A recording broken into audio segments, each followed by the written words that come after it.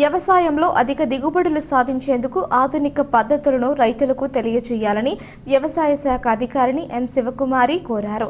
పల్నాడు జిల్లా కేంద్రమైన నరసరావుపేటలో వ్యవసాయ శాఖ ఆధ్వర్యంలో శిక్షణ తరగతులు జరిగాయి. ఈ కార్యక్రమానికి హాజరైన వ్యవసాయ శాఖ అధికారిని శిక్షణ తరగతులలో పాల్గొన్న వారిని ఉద్దేశించి మాట్లాడారు. పొలంబడి కార్యక్రమాన్ని నిర్వహించిన విధంగానే ఈ కార్యక్రమం కూడా ఉంటుందన్నారు. అందువల్ల ప్రతి ఒక్కరూ ఆధునిక పద్ధతులపై అవగాహన పెంచుకొని రైతులకు తెలియజేయాల్సిన బాధ్యత మనందరిపై ఉందని శివకుమారి అన్నారు.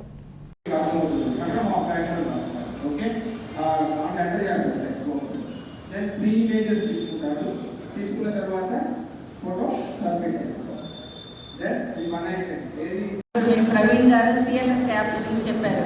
అంటే క్రాప్ లైఫ్ సిస్టమ్ అని. అసలు మెయిన్గా దాని ఉద్దేశం ఏంటంటే ఒక రిపాజిటరీ ఆఫ్ ఫొటోస్ని డెవలప్ చేయడానికి. రిపాజిటరీ అంటే ఏం లేదు, ఒక రిజర్వాయర్ అనుకోండి.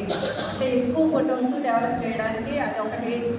ఇంకొకటి ఏంటంటే రైతుకి ఇన్స్టాంట్ అడ్వైజెస్ ఇవ్వడం. ఇన్స్టాంట్ అంటే improved advises. Instant and improved advises ఇవ్వాలంటే మనం ఏం చేయాలి, కంపల్సరీగా కూడా ఫీల్డ్కి వెళ్ళాలి. అదే మానిటరింగ్ అనమాట.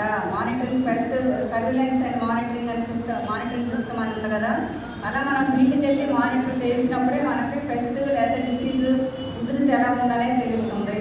ఇప్పుడంటే మీకు ఫీల్డ్లో కనుక పెస్ట్ లేదా డిసీజ్ మీరు ఒక ఎకరంలో చూసారనుకోండి, హాఫ్ ఏకర్లో పెస్ట్ బాగుందంటే అది హాఫ్ ఏకర్లో 50% అని రాయడం కాదు. ఇక్కడ ఒకటి గుర్తుపెట్టుకోండి, ఆ ఉన్న ఏరియా మొత్తం కన్సిడర్ చేయాలి. అంటే ఇందాక ప్రవీణ్ గారు చెప్పేటప్పుడు హాఫ్ ఏకరు అని రాయండి, అలా కాదు. మీ ఏ ఏరియా మొత్తం దృష్టిలో పెట్టుకొని అది ఎంత డ్యామేజ్ ఉందని రాయాలి. అంటే ఇలా రాసినప్పుడు మనకు ఉపయోగం ఏంటి అంటే ఇమీడియట్గా రైతులకు అలర్ట్స్ ఇవ్వడానికి కానీ, లేకపోతే మన డివిజన్లో ఏ మండలంలో పెస్ట్ లేదా డిసీజ్ ఎంత ఏరియాలో ఉంది, మనం ఇమీడియట్గా ఏమన్నా బిఏఎస్కి ట్రైనింగ్స్ ఇవ్వాలా, లేకపోతే ఫార్మర్స్కి అలర్ట్స్ ఇవ్వాలా అనేది తెలుసుకోవడానికి మెయిన్గా ఈ సిఎల్ఎస్ ఉద్దేశం అన్నమాట.